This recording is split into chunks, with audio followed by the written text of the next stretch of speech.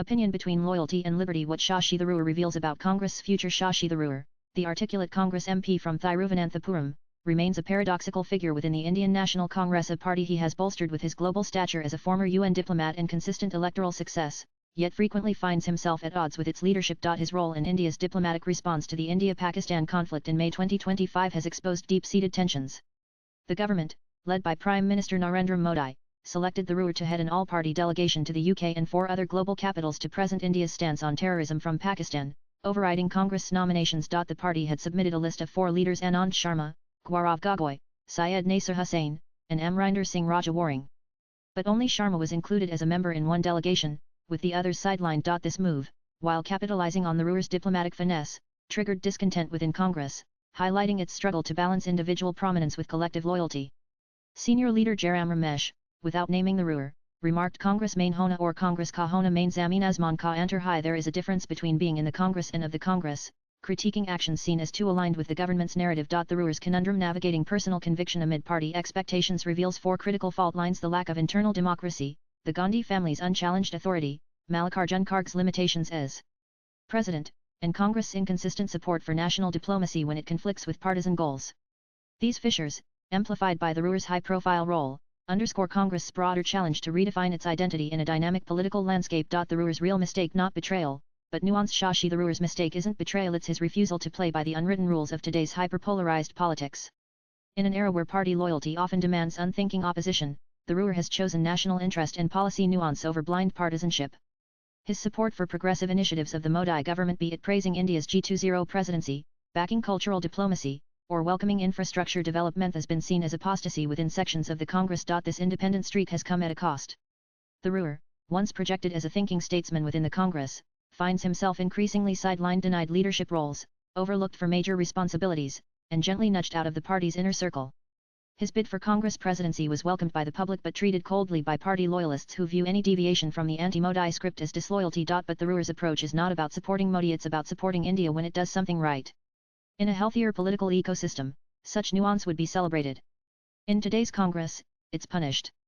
His real error is daring to speak as a statesman in a time of sycophancy, where dissent within is discouraged and pragmatism mistaken for betrayal. Lack of internal democracy. The Congress Party, historically a broad coalition that led India's freedom struggle, has struggled to maintain internal democracy in its post-independence avatar. Tharoor's 2022 bid for the Congress presidency against Mallikarjun Kharge was a rare moment of competitive succession, the first in over 2 decades without a Gandhi at the helm.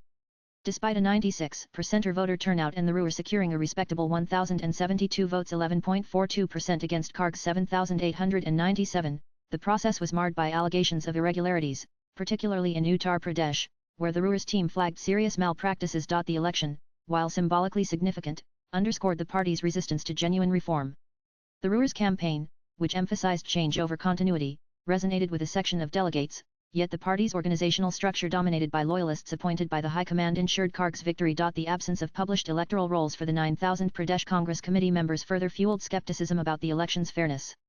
Tharoor's subsequent marginalization, evident in his exclusion from the 43-member steering committee formed by Kharge, highlights a party culture that stifles dissent and rewards conformity over merit.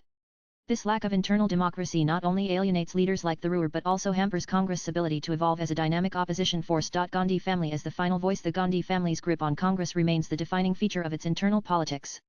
Tharoor's presidential candidacy, though not explicitly anti-Gandhi, was perceived as a challenge to the status quo, given Kharge's backing by the party's establishment, implicitly the Gandhis. His defeat, while expected, did not end the scrutiny of his loyalty. In 2023, Tharoor's candid remark that Congress is in many ways a family-run party while discussing potential prime ministerial candidates naming Kharge or Rahul Gandhi drew sharp reactions, as it echoed the BJP's long-standing critique of Congress as dynastic. This statement, made in the context of Rahul Gandhi's attempts to deflect dynasty allegations by pointing to BJP leader's kin, underscored the sensitivity within Congress to any narrative that questions the Gandhis' centrality. Tharoor's inclusion in the Congress Working Committee in 2023 was seen as a conciliatory gesture, but his repeated divergence from the party line, most recently on India-Pakistan diplomacy, has reignited tensions. Party sources have accused him of crossing the Lakshman Rekha, signaling that no voice, however articulate or credible, can overshadow the Gandhis' authority. This dynamic ensures that talented leaders like Tharoor are either co-opted or sidelined, leaving little room for independent thought or leadership. Mallikarjun Kharge's limitations as president. Mallikarjun Kharge's election as Congress president in 2022 was hailed as a step toward a non-Gandhi leadership, yet his tenure has exposed the constraints of his role. Karj, a seasoned leader with a strong organizational background, was seen as a safe choice loyal to the Gandhis and unlikely to disrupt the party's power structure. However, his presidency has struggled to articulate a clear ideological or strategic vision for Congress. On critical issues, such as the India-Pakistan conflict following Operation Sindoor in May 2025, the party's stance has been inconsistent. While Congress lauded the armed forces' success, it questioned the Modi government's ceasefire agreement, particularly former U.S. President Donald Trump's claims of mediation. Karg's leadership has failed to reconcile these contradictions, leaving room for individual leaders like Tharoor to fill the void with their own views. Tharoor's praise for the government's restraint and precision in the strikes contrasted with the party's skepticism, exposing Karg's inability to enforce a unified narrative. His role as a rubber stamp, as critics have suggested, limits his authority to steer the party beyond the Gandhis' directives, rendering Congress' responses reactive and fragmented. This leadership vacuum undermines the party's credibility as a cohesive opposition. Fleeting support for India's diplomacy. Tharoor's selection to lead an all-party delegation to 5 global capitals in May 2025 to present India's stance on terrorism from Pakistan was a testament to his diplomatic acumen. However, the move sparked controversy within Congress, as his name was not among the 4 MPs recommended by Rahul Gandhi and Karj. The government's decision to include Tharoor, bypassing Congress nominees, was slammed by the party's communication chief and Rajya Sabha MP Jairam Ramesh, who emphasized the party's exclusion from the decision. Tharoor's vocal support for the government's military response to the April 22 Pahalgam attack, which killed 26 people, and his dismissal of Trump's mediation claims as a politician wanting to take credit, aligned closely with the government's narrative. Swipe left for next video. This stance, while praised by some as patriotic, drew ire from Congress leaders, who felt it undermined the party's critical posture. The episode revealed Congress' inability to sustain a unified stance on national interest issues when they conflict with partisan goals. Tharoor's insistence that he spoke as an Indian, not a party spokesperson loyal to Gandhi family, highlighted the tension between individual conviction and collective discipline, exposing Congress' discomfort with leaders who prioritize national unity over party loyalty. The author teaches journalism at St. Xavier's College Autonomous, Kolkata. His handle on X is Sayantan_GH. Views expressed in the above piece are personal and solely those of the author. They do not necessarily reflect NEWS18's views. Latest blogs.